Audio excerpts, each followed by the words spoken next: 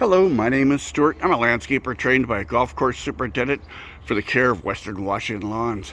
Today I'm in Lake Forest Park. It's April 15th, and this is a lawn that I've just thatched, aerated, seeded, and fertilized. And I did put on 50 pounds of soil amendment. And the temperatures are just starting to rise. Today it's supposed to be like 65 degrees. Fantastic weather for seed germination. And this happens to be a small front lawn. I'm going to come back about a month's time when I get a chance. Take a look at this lawn and just see how my work looks. Once again, this is Stewart with the Aerating-Thatching company. Thank you. Bye-bye. Hello, my name is Stewart. I'm a landscaper trained by a golf course superintendent for the care of Western Washington lawns.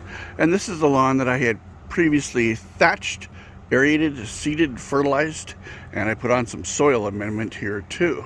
And I'm just coming back to look at it. I did this lawn, I believe, April 15th it was. And today is May 21st it is today. And I'm very happy with the results on how this lawn came back. Once again, this is Stewart with the Aerating-Thatching company. And thank you for watching my video. Thank you. Bye-bye.